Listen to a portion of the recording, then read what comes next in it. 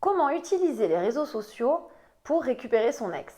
Dans cette vidéo, je vais te montrer que les réseaux sociaux peuvent s'avérer finalement intéressants, une piste sympa à exploiter en fait, si tu veux récupérer ton ex. Je vais t'expliquer qu'il y a des choses qui sont à faire, d'autres à moins faire, et te montrer en quoi finalement entretenir un lien sur les réseaux sociaux peut s'avérer productif pour ta démarche. Alors avant de commencer, sache que pour t'aider, justement, pour t'aider à faire revenir ton ex, je te donne la possibilité d'avoir accès à une checklist de 14 interdits. Tu vas voir, c'est une vraie liste qui te permet d'avoir une ligne de conduite. J'ai de très très bons retours, c'est pour ça que très souvent je la propose à travers mes vidéos. Pour y avoir accès, c'est très simple, une fois que tu auras terminé de visionner cette vidéo, il te suffira d'aller dans sa description en dessous où j'ai laissé le lien. Il suffira donc de cliquer dessus. Si toutefois aujourd'hui tu me découvres pour la première fois sur cette chaîne, donc je suis Christelle Lepage, spécialisée en dynamique amoureuse. Je me suis rendue experte en reconquête amoureuse. Je suis là pour te faire bénéficier de conseils que j'aime dire tester et approuver parce que je passe mes journées à faire des coachings personnalisés. Et donc, ça me permet de voir les conseils qui fonctionnent plus que d'autres, d'avoir les retours de mes coachés sur des expériences, donc sur le terrain clairement. Et j'en profite du coup ici pour que tu puisses en bénéficier, pour que tu puisses aussi comprendre les conseils que je donne. J'aime aussi faire de l'analyse, donner des descriptions précises sur des états d'esprit concernant les ex, leur façon de penser, leur façon d'être, parce que je reste convaincue que plus tu comprends une personne et plus tu réussis du coup à te montrer efficace dans ta communication. Donc si ce n'est pas déjà fait, je te conseille fortement, parce que ça sera utile, de t'abonner à ma chaîne. Tu peux également cliquer sur la petite cloche des notifications, ça c'est très pratique, ça te permet d'être averti en fait à chaque nouvelle sortie de vidéo et donc de ne louper aucun conseil à venir. Mon premier conseil, continue finalement à suivre ton ex. J'ai beaucoup de personnes qui sont à deux doigts de se tirer une balle dans le pied en me disant bon bah je pense que je vais retirer mon ex de telle plateforme ou telle plateforme au niveau des réseaux sociaux. Je vais le bloquer, je vais plus jamais le suivre ou je vais plus jamais rien commenter. Alors qu'en réalité il n'y a rien qui les oblige à faire ça et que d'une certaine façon c'est s'enlever certaines cordes à leur arc. Moi je pense qu'aujourd'hui au contraire, tu ne dois pas te montrer oppressant, certes, mais tu peux complètement être actif sur les réseaux sociaux de ton ex. Une notification par-ci, par-là, ça ne mange pas de pain. Et au contraire, c'est une façon aussi de montrer à ton ex que donc tu n'es pas dans les rapports de force et inviter inconsciemment ton ex à faire la même chose sur tes réseaux sociaux. Et donc à vous suivre. Demain, tu peux tout à fait choisir bien évidemment une publication. Tu n'es pas obligé d'être présent sur toutes ces publications et décider du coup d'y mettre un like ou même d'y mettre un commentaire. Si le commentaire se veut bienveillant et quelque chose où on sent que tu restes quand même à ta place, que tu n'en fais pas trop, ça peut pas être mal pris et même, je le répète, inconsciemment, ça peut inciter du coup ton ex à faire la même chose te concernant. Les commentaires à une publication peuvent aussi amener, je le vois dans mes coachings tous les jours, à engager une discussion légère. Parfois, j'ai des coachés qui, parce qu'ils décident du coup de mettre un petit commentaire sur une photo, vont se retrouver avec une réponse de l'ex. Et des fois, c'est même pas sur les réseaux sociaux, c'est en interne, c'est-à-dire par le biais du téléphone. Et ça, c'est amusant. Donc c'est pour ça que c'est dommage de te priver des réseaux sociaux, de vouloir en tout cas te montrer actif ou de vouloir donner la sensation que tu ne suis plus du tout ton ex, que tu ne fais plus du tout partie non plus finalement des gens qui se sentent pas concernés, mais qui se sentent intéressés par ce qu'il ou elle fait. C'est dommage parce que au final, d'une certaine façon, tu t'enlèves des facteurs chance de pouvoir renouer des petits contacts, de créer de l'intérêt. Deuxième conseil, sers-toi des réseaux sociaux que pour du positif. Tu ne publies que quelque chose de positif, des choses qui sont bien. Tu montres que tu es heureux ou heureuse ou que tu as un état d'esprit qui est sympa. Tu postes des photos, tu mets des photos qui sont inspirantes, mais tu ne commences pas à te servir des réseaux sociaux pour y mettre des citations négatives ou qui laisseraient penser que tu es nostalgique. J'ai beaucoup de personnes qui ont l'envie de le faire, tenter de le faire en m'expliquant « Oui, mais si je fais ça, Christelle, c'est parce que c'est une chanson qu'on aimait à l'époque ensemble, c'est une petite piqûre de rappel. » Ou voilà, j'ai mis cette citation, mais parce que je sais que c'est pour passer aussi un message à mon ex, pour qu'elle comprenne ma remise en question, par exemple. C'est une erreur. Dis-toi que les réseaux sociaux, il faut que ce soit là pour vendre une image positive, pour renvoyer quelque chose d'agréable et pas pour ni régler des comptes, ni faire de la thérapie ou aller trop loin finalement en profondeur dans la psychologie. C'est pas l'endroit. Et puis en plus, les réseaux sociaux, ça se voit. Donc t'es pas à l'abri non plus que vous ayez des amis en commun, que ce soit la copine du coup même qui va faire le commentaire à ton ex par exemple sur ce que tu as pu publier. Oh t'as vu ton ex qu'il a mis au fait il y a 2 jours, ah t'as pas vu, ah regarde, tu vas voir. Enfin, Fais attention à ça. Il vaut mieux que tu fasses parler de toi en bien, en mettant une belle publication, où là justement, si vous avez un ami en commun, cette personne sera en mesure de lui dire « Ah, mais t'as vu que, je sais pas, Bernard est parti samedi ou a fait telle chose ?» à la limite.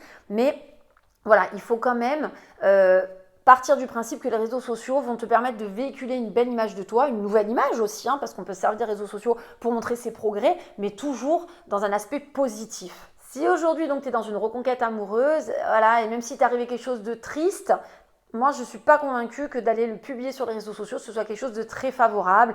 Alors si on parle de la perte d'un animal et que voilà, forcément ça te tient à cœur et que tu veux partager à ta communauté que ton petit chat est décédé, à la limite, c'est autre chose, ça ne concerne pas vraiment ton ex, pourquoi pas.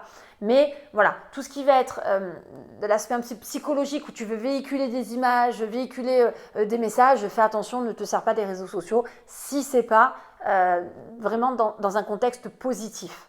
Troisième conseil, utilise les stories, tes publications avec intelligence. Ce que je veux dire par là, c'est que tu ne peux pas, parce qu'il y a une rupture, passer d'une publication par mois à 8 par semaine. J'ai des gens qui sont capables de le faire, qui me soumettent.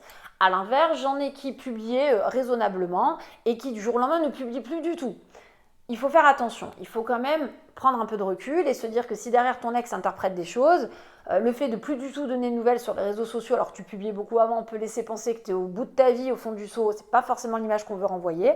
Et à l'inverse, si tu ne publiais rien avant et qu'aujourd'hui tu publies 8 publications par jour, tu renvoies l'image à ton ex peut-être de quelqu'un qui surjoue, qui s'invente une vie et c'est pas forcément positif pour toi. L'objectif quand même, c'est que tu restes honnête et que tu sois surtout crédible dans ce que tu veux montrer. Donc si tu en fais trop, tu risques de perdre ta crédibilité.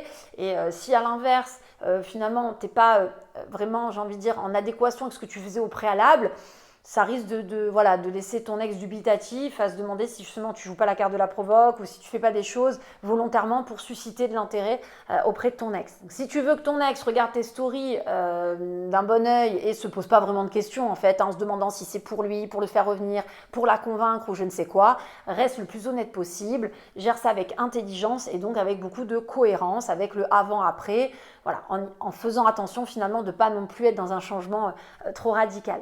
Ton ex te reprochait de ne peut-être pas faire assez à manger lors de votre vie commune, tu ne vas pas commencer du coup à publier 14 recettes par semaine sur tes réseaux sociaux. Là encore, on peut se rendre compte que c'est peut-être un appel du pied vis-à-vis de ton ex et du coup, si ton ex pense qu'il y a anguille sous roche quand tu fais ça juste pour susciter un intérêt, ton ex ne pourra pas imaginer que c'est sincère et que c'est parce que maintenant tu as décidé d'être capable finalement de cuisiner quelque chose de bon. Quatrième conseil, et pas des moindres celui-là, ne joue pas un jeu avec ton ex. Ne cherche pas à te servir des réseaux sociaux pour créer de la provocation.